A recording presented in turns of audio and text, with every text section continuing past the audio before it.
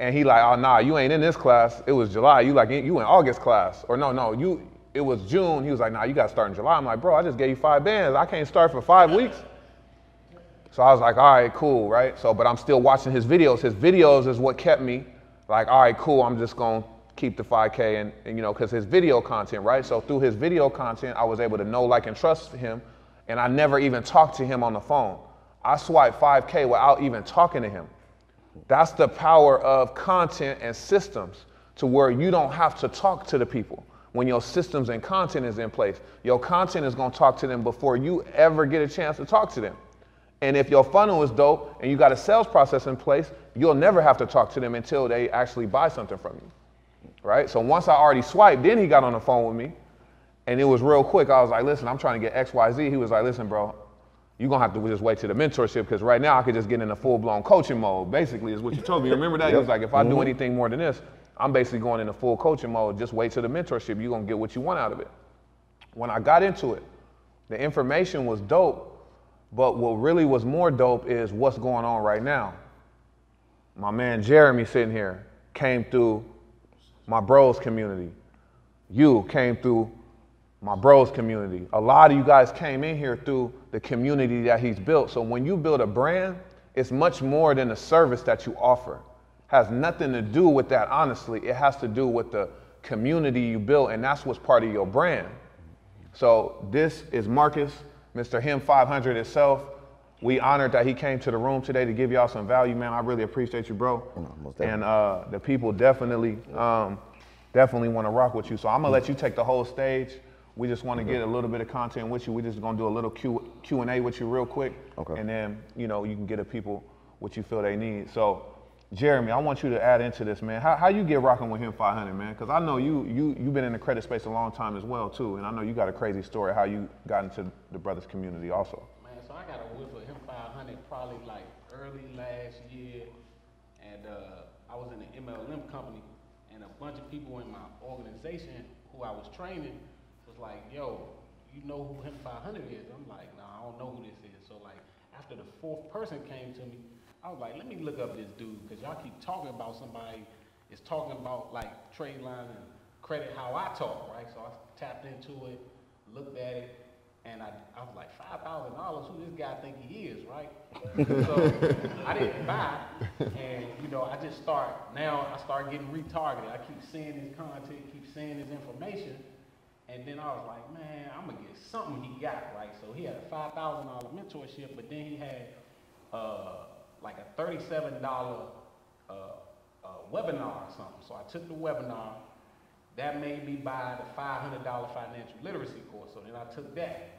So then I sent him a message like DM, and I was like, yo, I just took your $500 course. Like, can you give me a discount on this mentorship? Like, I got 4 banks. So he was like, all right, I'll send you an invoice. So he had Eric send me an invoice for $4,000. So I got $1,000 off just sending him a DM, and he really responded, right? And then we had a trip, and this is why I always preach, like when you get in these mentorships, don't think you're not gonna have to spend money again. You're gonna have to spend money to go to the event now, because the in-person is gonna be different than the Zoom, right? So then we had a trip where we went to Chicago, and that's where I met Nick. Nick, up in the club talking to him, he rented out the club from Bobby Simmons, who used to play in the NBA, and he was talking to Nick. He told Nick, hey man, just hop on the jet with us tomorrow. We're going back to Atlanta. And I was like, damn, you putting people on a private jet? He was like, his response, he was like, damn, what? You ain't been on a private jet before? I was like, hell no. What I'm going on a private jet? He was like, all right, just meet us in the lobby. And he did it so casually, I was like, bro, are you for real? Like, I gotta change my flight. I gotta get a hotel. I'm coming to Atlanta for the day. I don't got a job. I can do this. So he was like, man, just go ahead and do it. So I told him I was doing network marketing. He was like, how many people you got under you? So I showed him, I pulled in my back office, I had like 700 people.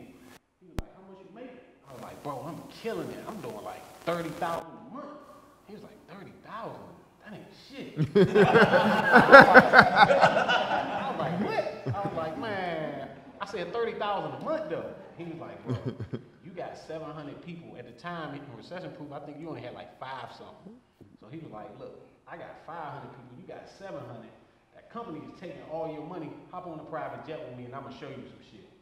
So we hop on a private jet. He sat down with me. He showed me what he made in 30 days. He made it was $1,006,000. And I looked at that and I was like, 30 days, this is crazy, right? So I was like, dog, what do I gotta do? He was like, you gotta bring your people off that platform. At the time I was uncomfortable. I didn't wanna, have to be switching everybody, having to create a whole new system, thinking stuff that I was gonna do, right? And so one day I just woke up and I was like, yo, a millionaire just showed me $1 million in a month. Like, I gotta do it. I don't care what I'm risking, right? So I just woke up 3 in the morning one day, put mentorship $997. I'm coming out with it, right? 2 people sent me their money like that. As soon as I woke up, I made $2,000. I'm like, damn. So then the company I was with, Weston was actually mentoring me at the time because he seen where I was headed. As soon as I started rolling with him 500, Weston hit me up, Candace hit me up. They were like, yo, you with him 500? Like, what you doing? And stuff just started going bad because the company started saying that, they felt like this was a threat. Now I'm edifying a young black man instead of edifying this company, right? And once I came out with the mentorship, they suspended me. They ended up firing me. I ended up sending him a message. I was like, man, see, riding on a private jet with you get me kicked out of the company. Now I got fired again because I told you I got fired in April. Now I got fired from the MLM opportunity in November, and then in January, that's when I had one of my biggest months. I hit like 62,000 in a month.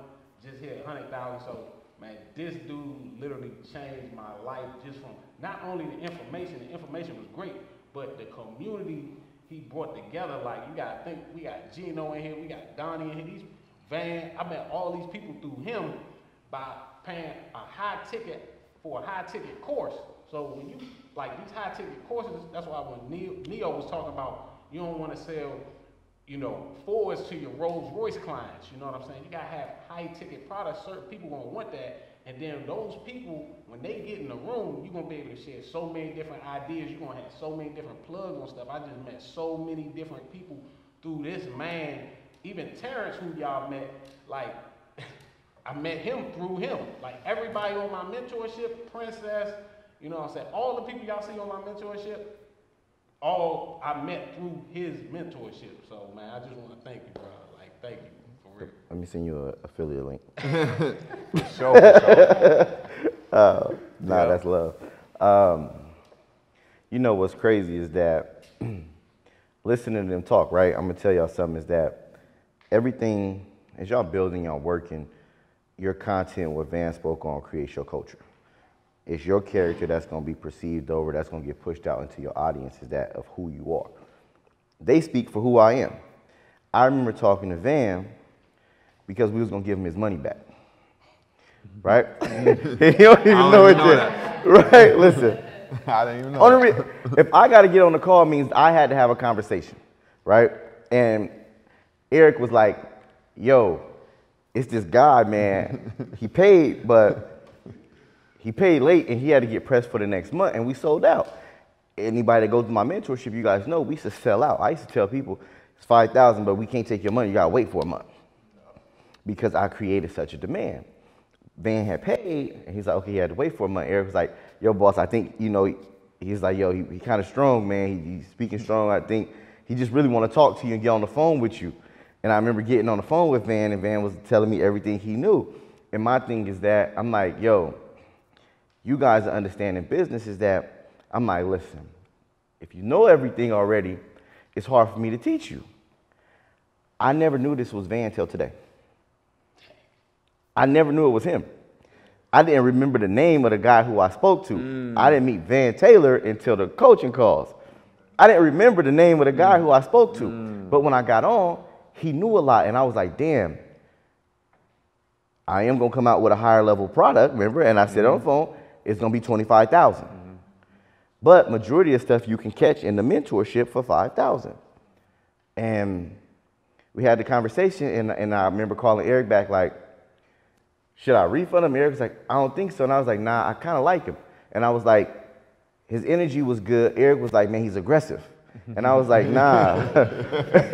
And I'm like, nah, his confidence is crazy. I think it's going to be dope for the community because he knows what he knows, and he didn't come from a bad place. when we spoke, the energy was right.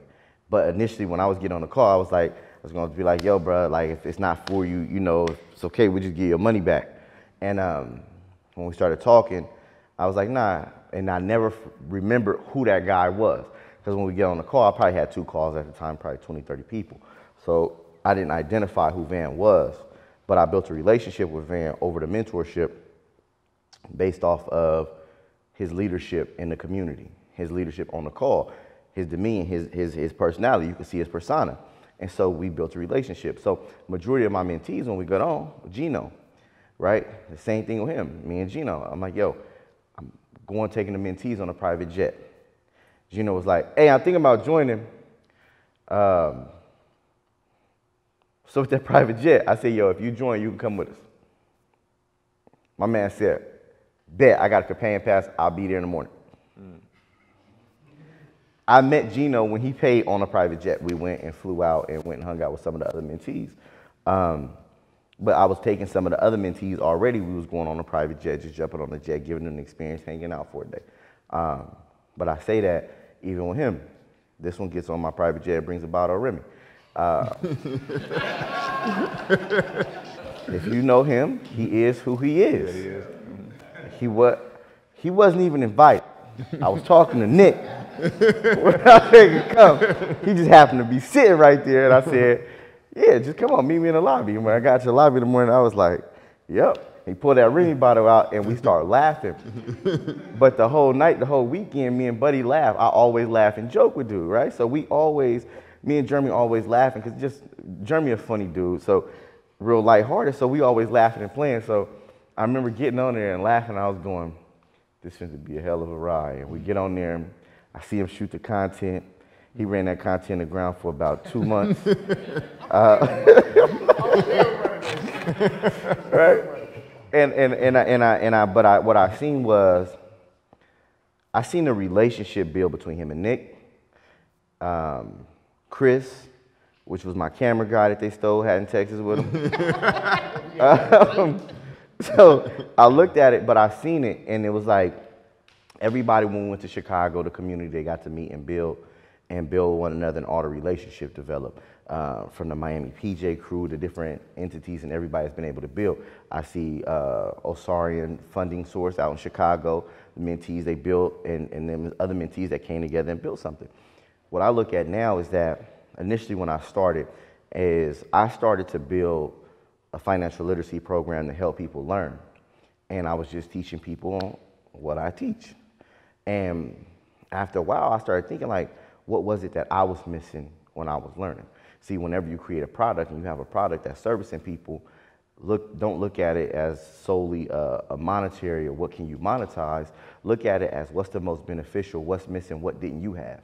And I didn't have people around me to build with. See, so I'm like, bet, let's do community stuff. I'm like, yo, whatever I'm gonna invest in, I might as well take the mentees out and take the whole community.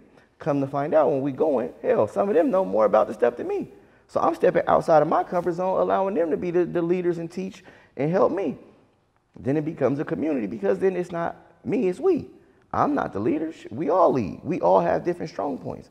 And that's one thing, is like when you guys create, is that sometimes it's gonna get, eventually, hopefully it gets bigger than you and what you can provide to people, but it starts with you have to be able to provide them with something. You have to be able to provide with value.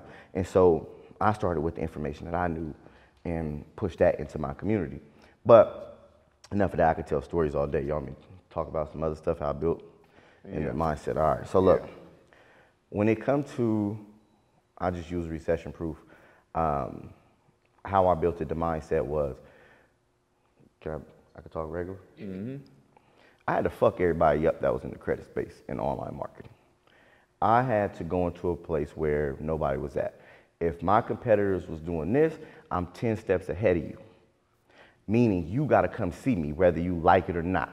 You online making money, you're gonna have to come see me, because I'm going to outdo you. I'm going to beat you. I'm competitive. I don't care. You have to be competitive in your field. If you don't, then congratulations, you fool. It's only 2 options, either be 8, right? So either you're gonna be on somebody's dinner plate, or you're gonna be the person eating it, right? And so what I looked at was, How do I become synonymous amongst the credit field? So since I'm in credit, I said, well, I started learning how to monetize credit for myself personally. And I was doing credit repair. And while I'm doing credit repair, I said, if I'm doing credit repair, he doing credit repair, he doing credit repair, what makes us different? Depending on who you like more, then that means we damn near equal, and I gotta let people judge and say, ain't no difference. I'm gonna create a difference. I'm going to give away what you do for free, and I'm going to supplement the next level. So what I started doing was teaching people what to do with credit. All my content is what you do once you have good credit. And then if not, if you don't like that, you're gonna love the fact that I'm giving away what people charge you for. So you're like, man, they charged me $500, it didn't even work. Why? I know credit repair clients. They always complain. Care who you is. Anybody here do credit repair, you get people who complain because they don't have the education and they think that it should be deliverable immediately, that if you do credit repair, you're gonna fix my problem and now it's yours. Somebody's gonna complain. Some people are gonna be happy, but you're gonna get complaints. I know that. So majority are people that go, man, these credit repair companies be ripping people off. Cool, I'm gonna feed on it. Here goes credit repair for free. You can't pay me to do it. You can't pay me to give me your problem. It's yours. Fix it, but I can tell you what to do with it. What does that do? That motivates people to come to the next level. Meaning I want to get my credit together because you're telling me all these options and all these things that I can do, but I can't do them and take advantage of them because I haven't got my credit together yet. So now people go, man, can I join your program if my credit ain't right? Yeah, I'll teach you how to do that in the program. But then I'm gonna teach you this, and the third.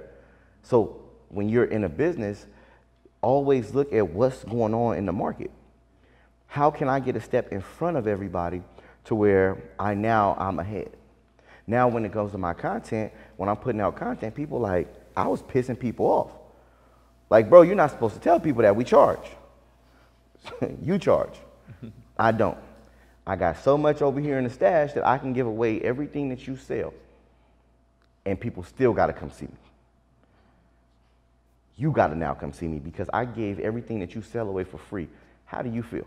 If everything that you know I put online for free, in your business, every single thing that you know and have, if I put it online for free, and everybody is going, bro, I rock with you, I love you. People that's in the community, you going, what the hell else he got behind that curtain that I ain't got yet? Guess what you do? You want to figure out what's behind the curtain. So when you're in business, a lot of times they come to content. I don't post every single day. I don't even, it's hard for me to post all the content we got from the damn conference. I got a ton of stuff to post. I don't have time. I post when I feel like it. You're like, man, maybe I ain't posted in a minute. Let me go ahead and throw it all. Or if my calendar start getting low, I throw something up. Other than that, I'm not going heavy like every single day I gotta post. No, I need to sock you when I post. I need you to feel me, that's it. For a while, I only post value content that's gonna sock people. To where when I post, you go, bruh, what did you just say? Damn. Then I started, so once I got my content together, this is for anybody that's in business, you start getting your page together because it's your resume. Then I started getting bigger media outlets. So then I started doing podcasts. Why? Because I'm not tired of talking to one person at a time. And I need other people's audience. And I need your audience to come talk to me. So I go on a podcast and I flame it. I don't go on there and talk about me. People get on podcasts and get in interviews and they talk about themselves. You see, I cut that shit just now. I ain't tired, I ain't talking about me no more. Talk about what I do and how I can benefit everybody that's watching and listening. I start teaching. Watch my Sleep is for Suckers interview. It's number 1 or number 2. EYL, biggest educational platform. It's number 1 or number 2. It's number 1, number 2 because of Trap. He had 6 months on me. If you ever see it, just let you know, right? He got some months on me, but he went on there and did his thing, but Trap got a unique story and a unique offer. But I go on and I flame and I'm able to monetize wherever I go. $1 million worth of game, monetize wherever I go. But it's not only monetizing once I do that, I'm also utilizing their platform and their audience to then come to me. So when people look and say, man, how your following grow so much? It's because I started taking other people's audiences, right? Going on podcasts, cool. That was one thing. Paying shout out pages, right? I'll go on shout out pages, I'll create contents. I make my own meme. Shit. You ever see them stories on Shade Room, TSR, show love, this mom did this, that, and the third? Well, that's what y'all like? Shit. Who gonna tell us a better story about me than me? Him 500 brings thousands together for free financial literacy conference. Him 500 teaches the black community how to get $250,000 in funding for free. This, that, and the third. Bringing it together and then running it on shout out pages, running it on like the Black Business Builder, Black this business, this, that. Why? Because all of the people who are interested in business are following these pages. So now guess what? I'm going to create memes myself that's going to attract you. When you come to my page, you're going to go, what the fuck is he saying? Why haven't I ever heard this? Wait a minute, where I've been. Now guess what? You came to my page, whether you follow me or not, I'm going to Van Taylor you because you're going to get this pixel. Whether you want to pay or not, you're going to get hit with these ads.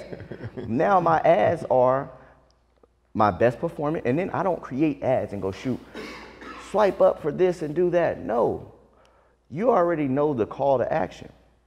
I'm taking my best performing content, repurposing it, putting it in your face. So if you didn't see it on my page, you're going to see it here. Now they're looking going, oh man, I keep seeing this dude. Click the button. Cool, click that button you want to, you're going to get hit with some more. Got something coming from that one. You like that one, then these ones coming, right? So now they're seeing my content. So now I know that anybody that comes to my page is going to always be in my ecosystem whether you follow me or not. I hit you with enough ads, you're going to at least follow me.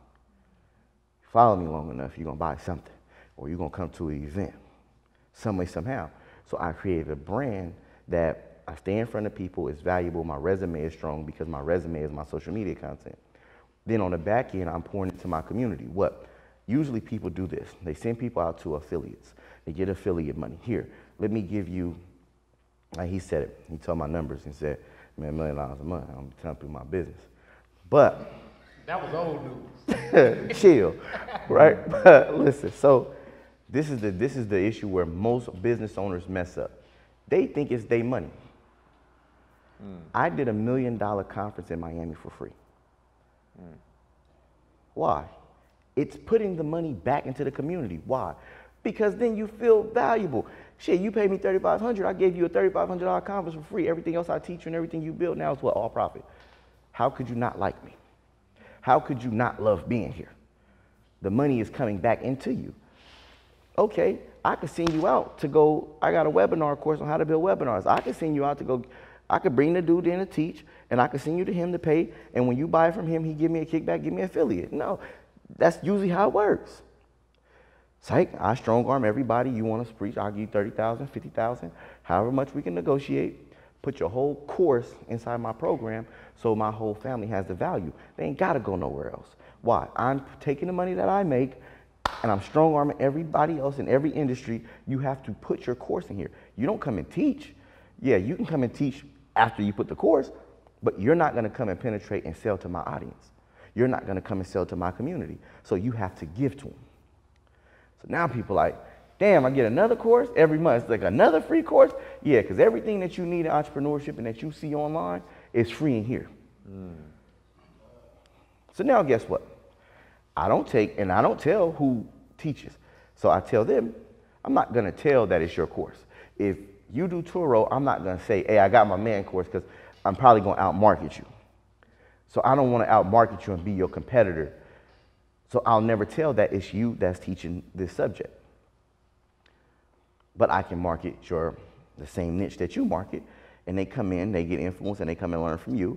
And then what happens when they leave there? They go to your Instagram page, my community, rock with you, so it's just building your aura, right? Your aura starts to grow as people are like, yo, they chanting, they rocking with you, you getting results because I already got a large community. It's almost 5,000 people in recession proof. So now it's like, okay, this makes sense. So they put their program in there. But for my mentees, I'm adding value. Why? Because it was one thing to get the money, it's another thing to diversify. You think about everything you need to know. Somebody tell you about ads, you like, oh, shit, I gotta go figure out these ads. Where I gotta go learn. I need help with setting up all my systems and stuff. Where I'm gonna go learn. put it all in one place. So what you do is that when you're, as an entrepreneur, whatever it is that you're doing, if you do credit repair, you should have everything in-house for your clients, to where when you pay me for this, I got the resource to go get your auto loans. I got the resources to help you with your apartments. I got the resources to help you get your house. Once you pay me, you don't gotta go nowhere else. I'm chauffeuring you and actually taking you wherever you need to go. I'm your concierge for your credit. If I'm helping you with finances, you should be a financial concierge. I have everything here. What does that mean? That means I'm more valuable than anybody else that is my competitor. Other people got coaching programs. I can honestly say it wholeheartedly, they're not fucking with me. Why? Because I wholeheartedly put everything I got into my program. I don't do it for the monetary value on the front end. It's about what comes on the back end. So on the front end, I'm willing to get the money back out because now people can come and get everything that they need. You don't need anything else. If that's not enough, you get in with the community and you get access to these dudes. So you come in and you like, so this is where y'all be hanging out at. This is what y'all be doing. Okay, cool. Look, think about this. Some people can't pay to get in rooms with these dudes. Or you're gonna have to pay to get in rooms with these dudes. Such people get into it for free. We all gotta be in the same room. It's like, now you just gotta network and build, but it's levels. Everybody's at different levels, and that's the beautiful part, is that everybody's at different levels. So when I see like some of my guys connect because they got a long history of entrepreneurship and not just starting. So always keep that in mind too, is that your clients are all gonna be on different levels, right? So whenever your clients is on different levels, you gotta understand that it's gonna be certain ones that's gonna connect on certain levels. You need to be able to facilitate that. I don't know what y'all plan on doing. I'm sorry, because I'm speaking general. What's y'all business goals, business plans? Grow my software company to at least $250 a month. Mm-hmm. And my Airbnb business, my coaching business, to have about 1,000 people in that community. Coaching business, software business. Software gonna be clutch. What kind of software? So I have a software called Connector. We was talking about doing text automation sequences, funnels, websites. We basically, the name, we connect people automatically. So that's what we do. So with text messages, right? And in a software like that, that's clutch. It's like, because you're gonna, what you stating is that it's gonna kind of be like, instead of using like community, it's directly for your sales and for your funnel. And for people with funnels, instead. You get to own your data. So community, they keep your data and you have to request it, right? You can import lists, export your list, you can keep And take it wherever you want to put it if you want to change platforms, anything like that. That's dope. So with that is that all I do is that I'm just gonna speak to audience, to people. I would speak to people that's ignorant about using text messages, right? If you come and talk to an entrepreneur like me, I'm like, okay, I got text in place, I got Active Campaign, I got my Hyros and everything. Everything is already flowing. So I would be like, I get it, but what's gonna make me switch? But if I talk to rappers who don't have it, they ain't started yet. So if I go, listen, y'all gonna run a shout out page and you run and put everybody on a text list, y'all waiting to drop music and waiting for YouTube to pay you when you can drop a single for $1 to your text list. If you could build a community of 100,000 texts, then guess what happens?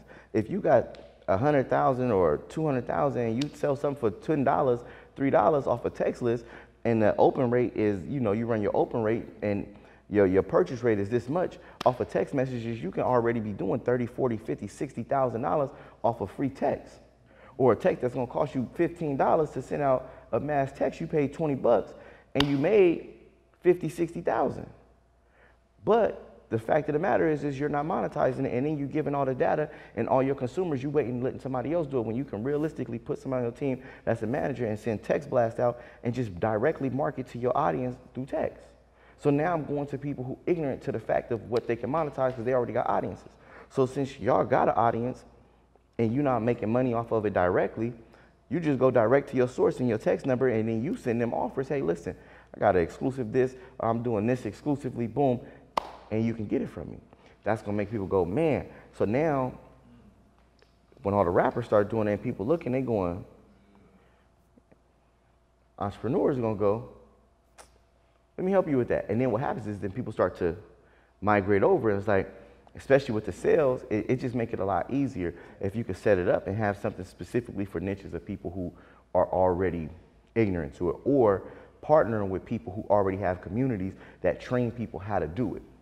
So I will work with internet marketers, I will work with social media marketers that's teaching people how to do it, and I will back end pay them to say, when you create value content, say this is the software that you use. This is Nikki, sits on Instagram all day on live and teaches people how to use social media. So what would I do? I would go and say, listen, here I got $10,000 for the next 6 months. Whenever you include a system and you tell somebody when they want to monetize and do it, say use Connectively as the system that you use to do the text messaging. Okay, here go David Shands, you want to do a podcast and talk? Here, hey, how much is it gonna cost me to say when you reference text messages and something like that, how much it costs for you to say this as the system that you use? You see what I'm saying? Now they're constantly monetizing their platform and getting people, referencing people to do it. Coaches, hey, look, set the affiliate program up, or set an affiliate program up, I'm gonna pay you to then teach people and use this system. This is the system that you train on. Learn my system. See what I'm saying? And it changed the game. I now own a platform.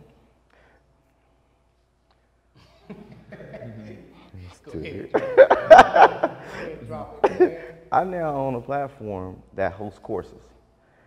So I'm gonna teach people how to create a course, house a course, and I own the platform. Guess what now I'm going to do? Now I'm going to go to every other coach and say, what you want to do with me? Anything you need me for, I'm here. Everything that you need for course housing, I need you to do that. Now, this platform is going to go, boom, and people start talking more about it, the user experience, everything grows, and now I take the money and push it back out in everybody's face. Thing is marketing and advertisement. I spent $100,000 to get recession-proof all around the fight tonight at the fight. I need to see mine on the screen. It's like, man, it's $100,000. A lot of people quivered. I paid and had to sit down and negotiate with Al Heyman. Meaning, I'm now in dealings with one of the most influential, dangerous business promoters of all time. So now, guess who I build with? So now we talking about he looking, going, seeing the conferences I do. I had to pay that to get in the room and have a conversation. Now my conferences go to another level. So my conferences go to another level, my brand recognition goes to another level, my business goes to another level. But that's because I'm putting myself in rooms and putting the money that I make back out. So take it in, put it out. Take it in, put it out, and just watch it grow. That make sense? Trying to grow my tax software company to a ticket price of $5K and get to that six-figure month. Tax software company. So, like what? You gotta explain a little bit. A company called TaxBiz. We provide tax software, marketing, and branding, coaching, mentorship, provide mobile apps, websites. To start taxes, a tax company. So you teach people how to start and create their own tax business. Yes. So with that, right, like we got tax companies. And the software is super dope. Teaching people, the biggest thing I think is that creating your niche of speaking to your audience, making them realize why they need it. I think that's the only reason, because everybody understands taxes, everybody understands you can make it, but at one point taxes had such a bad name for people scamming, getting in trouble. It's kind of like, Jumpin' Jack's tax dude came out and he did amazing because he started creating franchises. Unbeknown, they had some cloudy stuff go on with him that kind of rained on that parade, but it was dope because he came and created CEOs. So if I'm you, is that I'm not teaching you about taxes, I'm teaching you how to become your own CEO. I'm giving you your business in a box. And this is the business in a box, and I'm just gonna speak to the benefits of it, right? All the benefits of owning your own tax business. I will speak to tax breaks, I will speak to things how I did a video and broke down when I bought my wife the Bentley truck that I saved X amount of thousand, got the car for cheaper, boom, boom, boom. I'm doing every single tax break that wealthy people get that benefit the community. So not only am I teaching you how to become wealthy, I'm also giving you the game on how to save money. So regardless, anybody in here will want to buy it, because now He has a software that now he's making $300,000-$400,000 a month. Now he's going, well, even if I don't want to run my own tax business, I can get tax breaks from it. Then not only that, I start learning about all the tax benefits, learning it myself. So then people start getting interested, going, it's 4 months out the year, and then you start preaching to people, you mean to tell me you can't hire a VA? Do you not have the capacity as a business owner to hire or hire staff and put staff in place to take advantage and run your business? And then you would have to break that down, what it looks like, everything that you have in place. So now everybody's like, damn, is that simple? Like, straight to the point. You got to give people aha moments. So like when I did an aha moment is that I talked about credit and monetizing credit to go above people's head. You ain't get your credit together, but most people, my thing was how to fund yourself from your own wallet. Meaning you got a credit card in your pocket that you're not making money off of yet. And people like, I do got a credit card, how am I supposed to make money off of it? Cool, you could add 10 people on as authorized user for $650, and that's $650, $6,500 every 60 days. It's $40,000 a year off of one credit card. If you got 2 credit cards, that's $80,000 a year. That's more than the average household salary in America. You got credit cards in your pocket and you ain't making no money off of it. People like, man, shit. How I do it? You can't do any card. They're like, man, I did this card, it got shut down. Yeah, you can't do every card. You gotta know which banks. Mine don't give me 10. Yeah, you have to know which ones give you 10. That's what I specialize in creating. I found out which cards will allow you to have 10. So in order for you to get that, you gotta come see me. Or you can go run the race because I gave you the play. I gave you the play, go run it. But you go take every loss that you can take, and then hopefully you get it right, or give me $5K and I'm gonna solve your problem. Aha moments when it comes to taxes. Why do people need to do it? What's the benefit? How does it help them? Oh man, your family, look, think about it. How many people you know around you? So you mean to tell me you don't know, you got 10 family members that got jobs. Your nieces, your nephews, the ones that work at Walmart, the ones that work at the gas stations, the ones that work at this job. They go file taxes with somebody every single year. You mean to tell me if you charged them $500, got them the best return back by somebody they know, like, and trust to help them, you couldn't make $5,000? If you could make, if a 500, if you charge the average person 500, you only need to service 10 people to make your investment back. And for the rest of your life, it's all profit. $5,000 just to learn how to do it.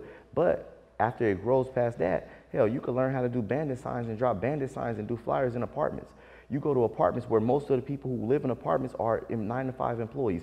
You take one apartment building that has 300 units. At 300 units, you'll probably get 30 people to come and do taxes with you. You put a flyer on every single door. You pay a teenage kid $35, $50 for a day to go through and hit an apartment. $35 an apartment complex he hits.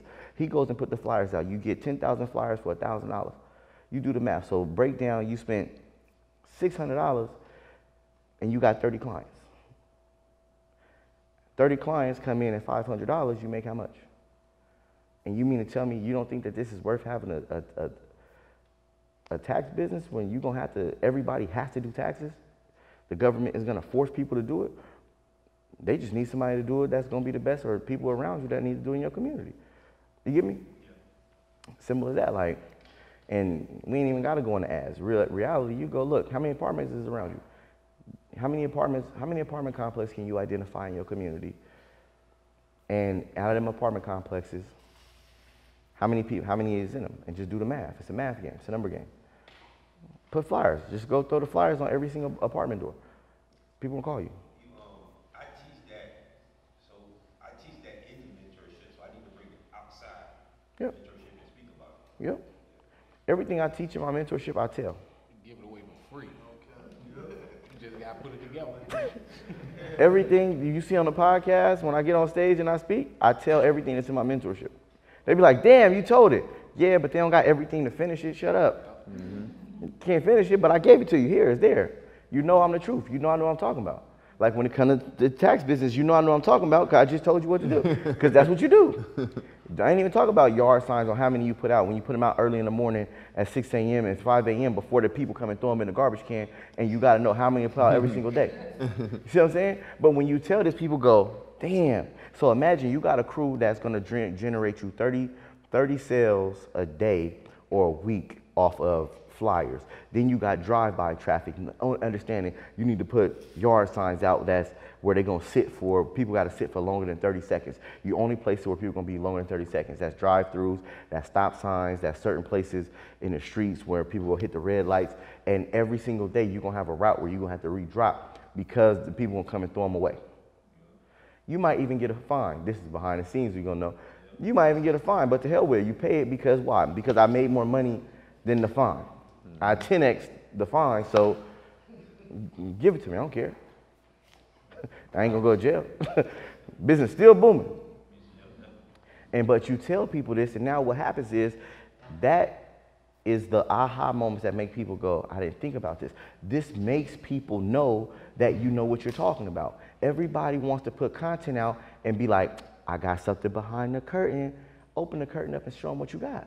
Now they like, okay, I rock with you. Now they know like, nah, bro, the truth. Even if they don't rock with you, they're gonna chant and they're gonna champion you behind the scenes. It's people who never paid me that follow me and be like, bruh, nah, bro, the truth. I did this off his free content. He told me how to do this. I took that, and hell, somebody might take that flyer content and go do a whole nother business. Selling wings. You know what I'm saying? Be like, nah, bro, told me to drop them flyers on them apartments. Shit, I sell wings. My wing restaurant, my business been booming. I send them kids out there twice a week now. How many of y'all ever opened up a door and had the Chinese food rubber band thing stuck to your door? Just me? Any of y'all, right? Mm-hmm. You get hungry one day, and the only thing that you can find is that damn Chinese food menu, and you go, where's that? And now you order. Or if you're in the mood for Chinese food, you go to the menu. They do it because it worked. But then with social media, nobody tells it. Mm-hmm. So when you start telling that, it'll work. You just went over like the main two focus. My first year I did back in 2011, my opening in 2000, just off a yard sign and flyers on a apartment door. Mm-hmm. Where you from? Tampa. Tampa? Yeah. You was with Gachette? Yeah. Yep. Yeah. See, I know the industry. So that's the point, bro, where it's just telling people what to do. Once you tell people how to do it, it's like you put that content out there, it makes your value. If you don't put the content out there, you're not valuable. You're just another Instagram account. What would you say to, and I want to respect your time, but what would you want to say? What would you say to? Because a lot of people are just starting their brand and just getting going, and they see the level that you're at, and they might think, man, I'm not at that level. So at the level they're at right now, what would you say the best practices would be when it comes to content? Because a lot of these people is just shooting their first videos right now. They got all picture content. So what would you say to the level they're at right now as far as getting going with the content, what they need to do? 3 years ago, I did a conference. 3 years ago, I did a conference and I lost $1,800. A couple days ago, I did a conference and I made over $750,000. Alone, outside, did $1 million before we even hit the stage. What's the difference? 3 years is gonna come regardless. 2 years is gonna come regardless. Time gonna pass regardless. The difference is, I kept working. I did a conference, nobody came but my family. No, I was doing 500 people credit for free. My blueprint was, I'm gonna charge you a $50 processing fee. I'll make $25,000 off of it. I'm up. If you worked it, I got my system in place. Just give them first letters. It'll take me about $4,500 to get everybody letters made. I profit $20,000. Yep. I lost. I had to make flyers. I ran ads. Didn't know how to run ads. I just ran it. I paid to do some interview. I shot content, and it was like, yep. Come time for the event, it was dud. I don't know if y'all seen it, but it showed, right? How my conferences have elevated. I stayed at it. I created my first piece of content. When I created my first content, I was holding the phone, and anybody that's in Recession Proof know, I was on a balcony in a polo shirt, and in the polo shirt, it was messed up. Collar was a little loose. I just woke up in the morning and shot it. Hair wasn't cut. Just shot content. It took me 60 takes to get my wackest piece of content on earth. But I didn't stop. The thing is that you only get better if you keep going. So when you put it out there, your first content, you're not gonna get a lot of engagement. It starts to grow. What you do is track your insights. See what people like. If you're just starting out, you don't have a lane. They don't expect nothing from you. You can be funny, you can be serious, you can write quotes and write and see if they react. See what people are liking from you. What people start liking from you as a person, keep doing it. I noticed that people like when I started talking and I started teaching. And they said, well, if I teach on this little whiteboard up here, if I give some game, they like it. So what did I do? I doubled down on the board. My second video on the board went viral, made me over $100,000. I was only 3 or 4 videos in, but the 3 or 4 videos probably took me 3 or 4 months. Boom. And the video that took me off and took me viral is the same thing I just explained to him, is with the trade lines. Boom, boom, boom, boom, boom. I hit that, the money came, and I just kept it going. I just didn't stop. So when you guys first start, is that it don't have to be perfect. It's not gonna be perfect.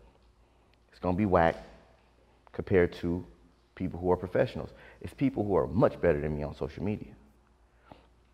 Look at Billie Jean marketing. Billie Jean is a monster. You know what I'm saying? Like, he's a monster. He's better than me at marketing. His products, his videos and stuff look better. Bigger studio, things that he do. It's amazing. It's always gonna be a next level. Then you start looking at big corporations. Their company, their marketing, their branding. It's always gonna be somebody above you. Thing is, just get off rock bottom and get above the other people that you gotta compete with. You know what I'm saying? Like, when you start, you're not competing with me. You compete with everybody that's on the level of just starting. And when they quit, you go to the next level and elevate. And when the people at that level quit, you go to the next level and elevate. Because what happens is people quit. You see what I'm saying? And that's the thing that I look at when you took my mentorship. September, last September. You was in July. Mm-hmm. Damn, 2 months apart, right? Why am I sitting here with them? It was people who took my mentorship before him. Why I'm sitting here with them? They ain't quit. This is Mr. Instagram, new Instagram account, right? My man requests me every 30 days. I'm like, bro, I'm finna stop following you. Like, what I'm following you for? Like, you ain't gonna be here in a couple weeks. Like, the page gonna be gone. What I'm following you for? But he get back on his Instagram and get right back to work, and it's just like, all right, so he's just not gonna quit. He don't quit. Van took his time, analyzed everything, and wasn't even putting out content like that. And then he said, bam, and hit it and went. And I seen him go, and he hasn't stopped. Not only did he not stop, he added value to everybody as an authoritative figure, being the one that can help you and train you and help you get to the next level. The thing is, when you create your content, you get started, don't quit. Just keep working. Stop. You take all your money away from right now. Your influence. Take all that away right now. You got to start over right today. What's your plan of action? What's your six-month plan of action? I want to say something funny and say, oh, I can't, I'm already here. If I had to start over, no influence, no money. You just set up an Instagram account. I would just learn. Somebody gonna teach me how to get some money. I go on Instagram. With me. You got your knowledge. You still know what to do. Shit, I'm gonna get a credit card. And I'm right back on everybody's ass. Like, I'm gonna get a credit card, and I'm gonna put that money in people's face. I'll use the bank's money and put it in your face. Somebody gonna see something, right? So when I say it, like, yo, if I can go and get $50,000 in a credit card, I'll come and get and partner with you, and I'll sell your business because I'ma outsell you to where you go. Shit, we need to be partners. I'll go get an affiliate link from somebody and work so much and be like, look, I will get an affiliate link with your business, and I will go get a credit card. I will run creative and compelling ads, and all I will focus on is selling something that you have to focus on creating, managing, operating, everything that you need to focus on a business. I don't have to, but I can get paid from selling your product. So if I just started, I go get a $50,000 credit card. I go and I figure out where I want to film at, how I want it to look. I don't give a damn if I got to go rent a car on Turo. Whatever I need to do, whatever industry I need to speak to, I will speak to lifestyle, to the rich. I will go and speak to people that's in business, and I will change my outfits, and I will change the way I look, and I will create compelling ads and create an ad campaign. And off that ad campaign, I'll sell you at your business to where I go, I'm gonna quit if you don't give me a part. Now what do you want to do? I'm making you $50,000 a month. You want me to stop? Or can we partner? I don't need 50-50. Can I get 20%? Yes, cool. Let those ads run. Now I'm back in business. Now guess what? I have this software to stand on. I'll stand on your software off of the back of your hard work. And now I go out and go, hey, I got a technology company that'll blow your business up. I got everything that you need in this industry. I will go to tax people. I will go to him. You're a coach, you want to start it? I'll help you blow your business up. But when you blow your business up, you're going to help me put this software into the business where everybody we get that signs up and opens a tax business uses our software. But only if we can expect about 5,000 people to sign up and buy your program, or 500 people a month, 300 to 500 people a month. What's those metrics look like? How can we do it? Are you the person? If you ain't the person, I'm not going to work with you. But if you're a person that can get 300 people that's buying and engaged, now I'm coming here for my partnership and with my affiliate program, and I'm going to you. You can get 300 people, cool. I'm eating here, and I'm eating off my affiliate fee. Boom. Who else got something? Oh, I'm over here with you. Oh, funding guy. Okay, I'm going to go to Star and Funding. Cool, I know what I can eat off of you. Now, these people need tax business, or to open up a tax business, they need money. So I'm going to come and I'm going to partner with you. You're going to pay me for the people that he's going to get to actually fund them. Meanwhile, it go to your business for tax software. See what I'm saying? So now I'm getting a cut from you from getting people the money to actually join this program. Now your program is stronger because now I've brought a component of money into it to where it's not only am I going to teach you the business, I'm going to give you the funding for your business. Funding for the business, I get paid. I get paid from you, and I get paid over here. And that was all starting piggybacking off your business with a $50,000 credit card. See what I'm saying? People just be lazy and won't go apply themselves to make themselves a value. Why?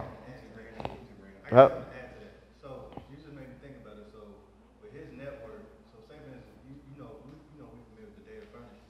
Mm-hmm. So if you had like that, like if his network wanted to, like I say, have my jewels went out of business, if he wanted to be the data furnishing, like people would pay you to report to their credit. So like just say all 600 people want a trade line, primary trade line. Now you can become the data furnishing company to report their trade line on that. You can charge them like, how they charge like 20, 50? Yeah, and I wouldn't give it to him. I would sit there and I would hold the information, and I would say, let me give the whole package of, I'm going to build the profile for them to be able to get funding, and I'm going to take them to the places where they can get the funding. So now I want to house everything because he only needs to focus on what he focuses on. When it comes to getting the money, I'm the one who comes in and components it into his program to get the money and get paid on a commission of what I help you get. And I get an affiliate fee for everybody who comes through. So now it comes to a joint partnership. See what I'm saying? So now I'm not giving nobody my IP unless I'm going to build. I'll build off of his IP, but I'm going to keep mine. You know what you know, that's cool. I don't need to know that. I don't give a damn about taxes. I don't care. But I do care about funding. I do care about structuring this profile. I do care about my data furnishing company, and I do care about the people that I go and get funded so I get the money back. That got me giving a whole damn course. Can I get my affiliate link back? Yep. Right. I blew his affiliate program because I wasn't even coming out with my mentorship, but I asked him on a jet. I was like, yo, can I get an affiliate? Yeah, he broke my system. He was like, yo, I owe you 4 some. bands in a month. I'm like, it was like, yo, we owe my man like $7,500. I was like, who? It was like Jeremy. I said, that's that FES dude. Damn, it's booming. Right? Nah, yeah. But that's reality. It's a way to beat any problem. The issue is just you just have to beat it and make yourself a value. You have to get in certain rooms because we both live in Atlanta. I see you around David Shands and stuff like that. But we ain't never been in a room together. Now I'm in a room and I know what he has to offer, what he does. I just know the name, seen the name. Didn't do research on what he does, but now I know what he does. You guys won't know what people do that you can monetize and build with if you're not in these rooms. Because sitting online, send somebody a DM, they're going to blow it off. Who cares? Just a DM. I don't know you. Anybody in my DM, anybody can send a message, a whole bunch of weirdos online. Send all kind of messages every day. Yo, I got $1 billion plan for us. All right, where we got to start from ground zero? Like, I'm at a point where now I wouldn't do nothing starting from ground zero.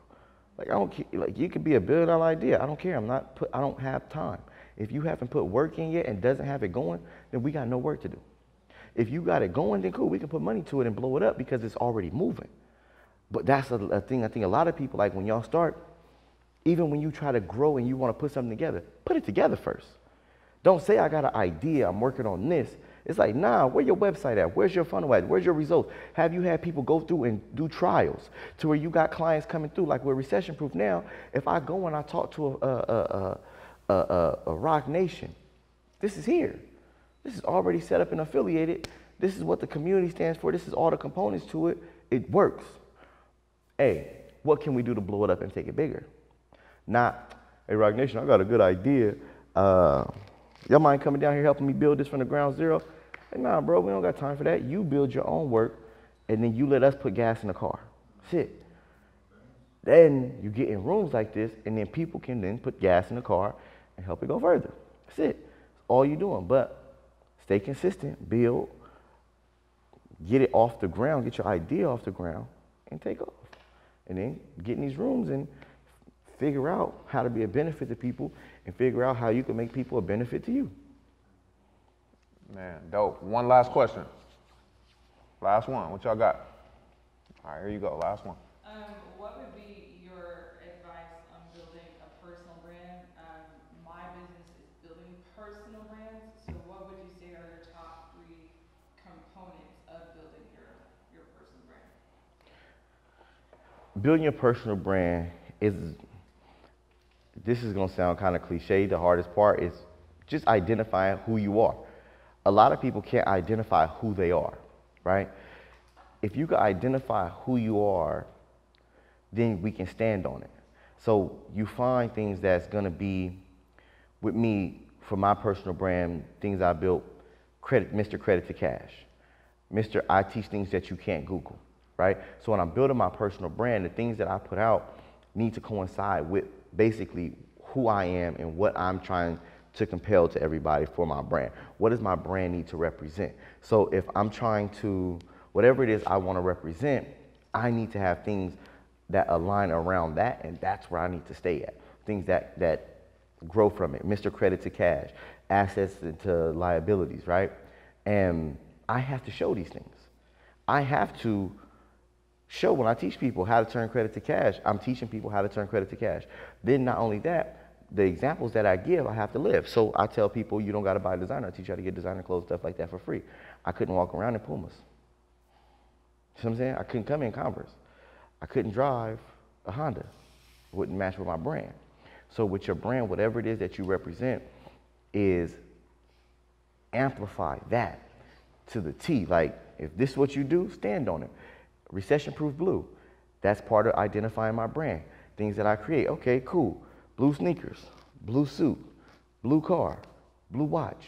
You know what I'm saying? Blue shirt. Why? Recession-proof blue. You're going to say it. So I have to be, it has to be consecutive, everything that I do. So with things like all my cars are blue.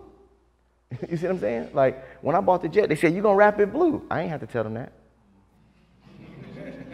My brand did. My brand story did. So I created a story. I created alignments, things that represent me. One is things that represent me is the color recession-proof blue. What that did was I put my business name attached to a color. I put recession-proof attached to a color. So now you can be like, oh man, that's recession-proof blue. Now you're going to say recession-proof blue when you look at a color. Now when somebody says credit to cash, you say, man, that's him 500. People copy me, and people be like, that's him 500 stuff. That's him. Did I create it? No. Was I the first person to say it? No. But I was the biggest to blow it up and say it the most, right? Things, I teach something you can't Google. It's just things that you create, sayings and things like that. Then also with what you represent. So I would say for a personal brand, have things that directly represent you indirectly, meaning like my color blue and the colors and things like that that I rock with. And for other people, it may be anything. Him, it might be a Remy Martin bottle. You see what I'm saying? Everybody laugh, but that's what we know he got a Remy Martin. It's somewhere. It ain't far. If it ain't here, it's at his hotel room. Like, he got one somewhere, you know what I mean? One Deep, right? If he goes somewhere with a whole bunch of people all the time, it's gonna start looking funny. One Deep, it's his brand. So then I would purposely go places by myself. I popped up in here by myself. Go places by yourself, One Deep. When you go and do things with people, go One Deep. But create things that represent your brand, also with your logos and things like that. Everything needs to make sense. I don't got recession proof on right now. I feel bad. My R stands for recession proof. That comes a part of my personal brand, part of my name. So I do things that now represent my brand without even saying it. To where if you see that R somewhere, if somebody took that R and put it anywhere, if you know recession proof, you see that R, you say that's recession proof. My chain, it's the same thing. I'm just constantly powering and pushing my brand into people. But if I could tell y'all anything, personal branding is amazing when you start. When you start your business, don't make the mistake that I did. I initially made Him 500 bigger than recession proof. See, if you're familiar with EYL, how many of y'all familiar with Earn Your Leisure, right? What's the guys who teach, what's the host name? Rashad? Huh? Rashad Bilal, what else? What's the other one? But you watch EYL. You know it's the two light-skinned dudes, bald head, beard. Earn Your Leisure. They did it right. It's not my name. It's my brand. EYL is bigger than Rashad and Troy. See, it's Rashad, Troy, and Mike. Nobody knows Mike because he's behind the scenes. But it's three people who earn Your Leisure. But nobody knows them. Off of them, they made their brand of their company bigger. So as your personal brand can be strong, but if you're doing a business, make that brand bigger. That's why I'm focused on recession proof now. That's why recession proof is going everywhere, not Him 500. To hell with me, Him 500. Why? Because I want to be able to sell recession proof. I need recession proof to go longer than I can. I'm gonna die eventually, but recession proof will live forever. It can continuously grow. Disney is still here. Walt is gone. Sam Walton is gone. Walmart is still here and getting better and getting bigger. It's just setting the foundation up too. So just be mindful of that when you set your brand up. Your personal brand can be strong, but then also understand your business brand. You want to work on that. You know what I mean? Hey, listen, my $497 course, I did a class where people paid $500 to come to the class. I did a class where I was going to teach you everything that's in my financial literacy course before I had the course. Because I said, man, I'm not sitting here recording, talking to no damn camera. It's boring. So I said, okay, I'll never forget it. I marketed the class. Every time somebody bought a ticket on Eventbrite, I would screenshot it and post it. Whatever the name was, welcome, John, welcome, I see you in the class. Hey, Alicia, welcome, I see you on the class. Ken, welcome, I see you on the class. I'm posting on my story. I did $125,000 on a digital class. People showed up to watch me, and I was going to teach them on Zoom. $125,000. I took that recording, clipped it up, and made it my $497 course. Now I make $100,000 a month off of a class somebody paid me $100,000 for. They paid for all my ads to get that course clicking, and took off. Now it just runs. That's my $497 course. That's my offer. Meaning when I'm sitting here teaching, I'm going to record it. Why? Because then I can repurpose it. I repurposed it, created my course. My mentorship, I tried to record videos for it. I said, man, I'm not going to be able to do it, bro. Get the cameras ready. when I teach my mentorship for the last month, record it, use my screen record, use my Zoom calls, create recession-proof extreme. Now, my last class was crazy. Anybody took November mentorship? None of y'all was in. You was in November? You was in November? It was webinar style, right? It was webinar style. Couldn't even talk to people on it. You couldn't catch me falling asleep on it. Yeah, listen, I used to catch this dude going to sleep, right? But so with these classes at first, I was on there. I was building relationships. I liked to see people and know who they are. The last one, I'm like, it started overselling, and I was like, bro. Eric was like, yo, we had like 100 people, boss. I was like, oh well, go webinar style, let it run. Just get ready to hammer. So my whole thing was, it was taught differently because it wasn't as engageful. But on the back end, everybody that paid, then we did Recession Proof Extreme, where it just kept growing, and it was like, damn, I paid for something, and it just keep on coming. You know what I'm saying? But I recorded one time and repurposed it. See what I'm saying? So that was the dope part for me, is that when I did Recession Proof Extreme, the same thing. I got paid to create my content. I always look at things that go on. They did a mastermind, charge to come, I'm gonna teach you firsthand. I'm gonna record it. I don't know what they're gonna do with it, but they're gonna do something with it. You know what I mean? That now it's repurposable. Even if it goes into their community, now you didn't make it to the mastermind, but in a month or so, I may let you see what we talked about versus the people who has got to see it and experience it firsthand. My conferences, people, all my mentees, they seen the Floyd Mayweather interview, the Shaq interview. They got to learn from the Wall Street Trapper, everybody firsthand before the conference even goes on the platform. And they got to network with people who was in the room feeling that high and being like, damn, this was powerful. So just always think about your content when you create things like that. Like, I think this was dope for them to do this and then actually record it and set it up in a teaching style. I didn't plan on teaching. Van said, you got 30 minutes. I purposely didn't respond to that part. I said, I'll be there, right? I said, I'm pulling up already. I told you, I'm pulling up. I purposely didn't respond to the 30 minutes. Like, I didn't plan on. I said 15. Yeah. I didn't plan on talking, right? I just plan on coming through, showing support, letting them rock they show, do what you're doing. I'm just coming to support people that's in my community that support me. That was the only reason I was here. But just like a rapper, right? They told us at the conference, put a mic in his hand, turn the music on, he gonna rap. Rick Ross did the interview. When he went to take the picture, they turned the music on. And guess what happened? His ass started rapping.